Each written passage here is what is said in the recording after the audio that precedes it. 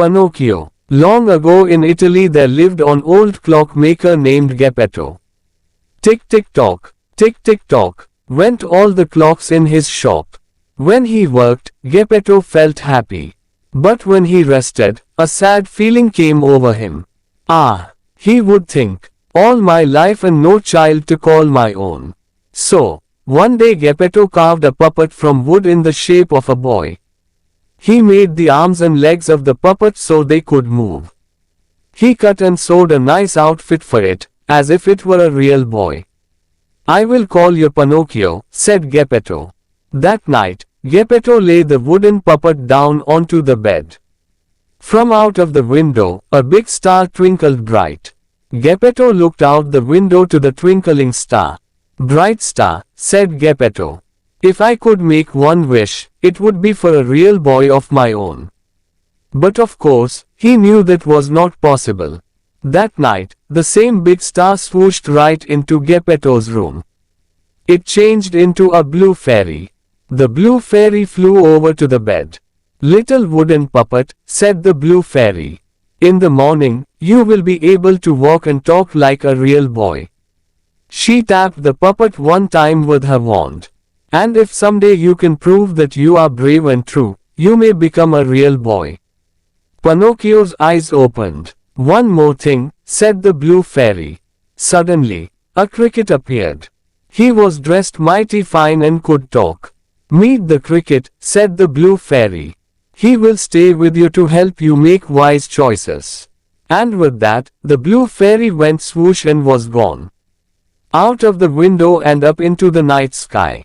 When Geppetto woke up the next morning, he said, I will go take my puppet out of bed. But the bed was empty. Here I am, father, said Pinocchio from the other side of the room. Geppetto swung around. What? You can talk? Yep, I am Pinocchio, your boy. How can this be? Said Geppetto in shock. Then he said, but who cares? He rushed over and swept the wooden puppet into his arms. Pinocchio, my son, he said in great happiness. One day Pinocchio said, I want to go to school, like other boys. Of course, said Geppetto. But he did not have the money to buy school books. Later that day, Geppetto came back home with school books. Now you can go to school, he said. But father, where is your warm coat? With a wave of his hand Geppetto said, no need to worry about that. What matters is that you will go to school tomorrow. He did not want Pinocchio to know he had traded his warm coat to buy the school books. The next morning, Pinocchio said goodbye to Geppetto. He skipped along the path to school, humming as he went. The cricket rode on his shoulder, happy, too. Coming up to them on the path was a fox and a cat. And where are you going on this fine day? Said the fox. I am going to school, said Pinocchio. On such a fine day as this, said the fox. It is too nice to be stuck inside school. You should come with us, to the fair. Listen to me, said the fox. He put his arm around Pinocchio's shoulder. Anything you need to know, you can learn at the fair. Really, said Pinocchio. Take it from me, said the fox. Pinocchio, said the cricket. He does not know what he is talking about. The fox covered the cricket with his hat. No one could hear the little fellow as the cricket tried to call out, Pinocchio, do not listen to him. Okay, said Pinocchio. Let's go to the fair. And off they went. What a fair it was. By the gate was a man dressed in white. He called out, come in, come in. Right this way. Get your tickets here. With a sad look Pinocchio said to the fox and cat, I do not have any tickets. A man was selling old things at a table near the gate. He called, hey, you. Sell me those new school books of yours. That is how you can get money for tickets. The fair was so bright and colorful and exciting, that the next thing Pinocchio knew he had sold his school books for tickets. No, Pinocchio, stop, called the cricket, who finally got out from under the fox's hat. But Pinocchio, the fox and the cat did not hear him. They were already inside the fair. On stage was a puppet show. I am a puppet, too, said Pinocchio. I can dance like that. He jumped right onto the stage and started to dance with the other puppets. Look at that new puppet, someone called. It has no strings. No strings, said another. Amazing. Everyone laughed and laughed. They threw coins on the stage. The man who ran the fair saw coins fly onto the stage. Well, now, he said, rubbing his chin. This puppet with no strings will make me rich. The next thing Pinocchio knew, he was picked up and thrown in a bird cage. In the next moment, the door was locked shut. Hey, get me out, called Pinocchio. But the person who had thrown him in just left the room. Only the cricket heard Pinocchio's calls. The cricket ran back and forth, in and out of the bird cage, trying to find a way to free the lock. But he could not unlock it. I am stuck, cried Pinocchio. How did this happen to me? All of a sudden, poof, there was the blue fairy. Please, said Pinocchio, can you help me? Tell me something first, said the blue fairy. How did you get inside that cage? Tell her what happened, said the cricket. Could he really tell the blue fairy what had happened? What would she think of him? I was robbed, said Pinocchio. Is that right? Said the blue fairy with a frown. Pinocchio's nose began to grow. Yes, robbed, said Pinocchio. By two mean men, no, four. The nose grew more. They took my books. They made me come here. And they threw me into this cage. His nose grew longer and longer, until Pinocchio could see nothing in front of his face but one big giant nose. Why is my nose so big? Pinocchio cried out. Pinocchio, said the blue fairy in a stern voice. You must know what the truth really is. I guess so, said Pinocchio. I wanted to come to the fair. I came here with a fox and the cat. The nose grew shorter. I had to sell my books to get some tickets. Had to, said the blue fairy. I decided to sell my books to get tickets, he said. The nose got shorter still. Then someone put me in this cage, he said. The nose was back to normal. Good job, Pinocchio, said the cricket. Well done, said the blue fairy. Now I will get you out of here. With a wave of her wand, Pinocchio was out of the cage. Here are your books. And Pinocchio was holding the same new school books in his hands again. Know this, said the blue fairy, you are on your own from now on. Make sure you do the right thing next time. And she was gone. Pinocchio was back on the road to school. A coachman drove up. Hey kid, how about a ride? No, thank you, said Pinocchio. I am going to school. You will ride faster with me, said the coachman to Pinocchio. He said to himself, he will ride faster all right, but not to where he thinks he is going. All right, said Pinocchio. I want to get to school right away. When Pinocchio was inside the coach, the coachman said, say kid, why do you think boys like you go to school? To learn things, said Pinocchio. And to grow up, I guess. So we can do what we want. Well, said the coachman, what if I told you that could do what you wanted, right now? Right now. Yep. Think of it. Skip the books. Skip the school. Right now. How would you like to have all the candy you can eat? All the candy. Yep.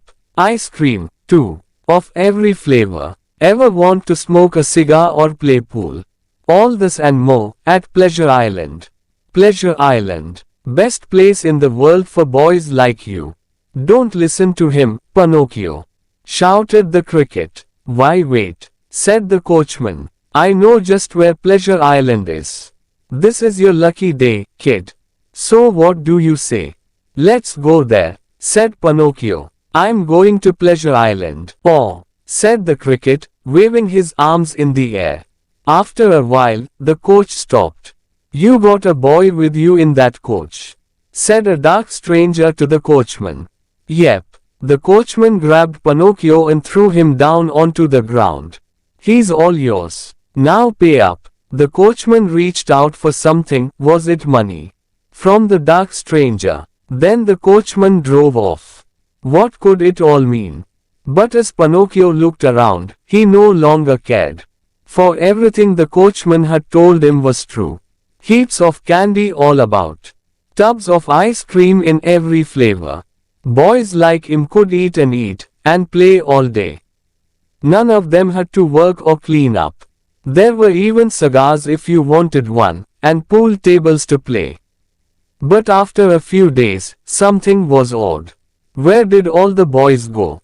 He asked the cricket. All I see now are donkeys, said Pinocchio. I must say, there used to be more boys around here, said the cricket. Just then, one of his ears popped into a donkey ear. Then his other ear popped into a donkey ear, too.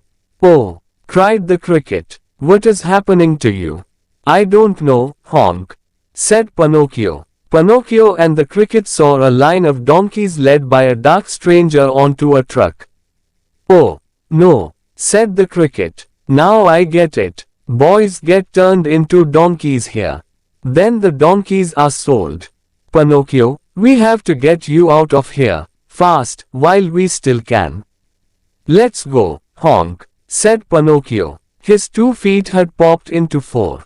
Run, quick, said the cricket. One good thing about Pinocchio's new 4 legs is he could run very fast. Quick, quick, they ran out of Pleasure Island. Soon they were at a dock by the ocean. Please sir, Pinocchio called out to a man by the dock. I am looking for an old man named Geppetto. Do you know him, honk? Sounds like you are getting a bad cold, said the man. Geppetto. That's the old man whose son left one morning and did not come back. He went out on a boat to look for him. No one has seen the poor fellow since. Oh number, this is all my fault, honk, said Pinocchio. I must look for my father. Pinocchio jumped off of the dock into the ocean. The cricket jumped in too, close behind. Most of Pinocchio was still made of wood, so he could float on the ocean. Father, he called out, paddling the water with his arms. Father, but there was no answer. All Pinocchio could see around him was blue water everywhere. Until, what was that, far away? Something was rushing up, something big, and very fast. In a moment, a giant whale was upon them. It opened its giant jaws and with one gulp, swallowed Pinocchio. Rushing inside with all the sea water tumbled Pinocchio and the cricket. When they came to a stop, they saw that they were in the dark belly of the whale. I am fine, said a voice of an old man. Wait a minute, said Pinocchio. Father, is that you? There was Geppetto. Father, it's me, said Pinocchio. My son, said Geppetto. I thought I was dreaming. They hugged in joy. Look, said Geppetto as 3 fish swam by. There goes our dinner. Father, I have an idea. Let's make a fire. Grilled fish tonight, said Geppetto. No, I mean for us to get out, said Pinocchio. He gathered driftwood and got a flame going. This is how we can make the whale sneeze, he said. Pinocchio waved his arms over the flame to make a lot of smoke. Soon, clouds of black smoke were rising up. The whale gave a cough. Hang on, said Pinocchio. And then, wham! In one big sneeze, Pinocchio, Geppetto and the cricket flew out of the whale's mouth. Rolling over and over in the sea water, at last they rolled up onto the shore. Pinocchio, Geppetto rose to his feet. The cricket was there beside him. But where was Pinocchio? And then they found him. Pinocchio was face down, his head in a puddle. Pinocchio. They were too late. Geppetto and the cricket wept over Pinocchio, the boy puppet, who lay still in the water. Then in a flash, who was there but the blue fairy? Pinocchio, she said, you saved your father. You proved that you are both brave and true. She tapped his head with her wand, and now you will be a real boy. Pinocchio woke up. He looked at his soft arms and soft legs. Father, he cried out. Look, I'm a real boy. That you are? Cried Geppetto. The blue fairy turned to the cricket. Come, she said. In a flash, the two of them were gone. And they lived many long and happy years together. End. Thanks for watching.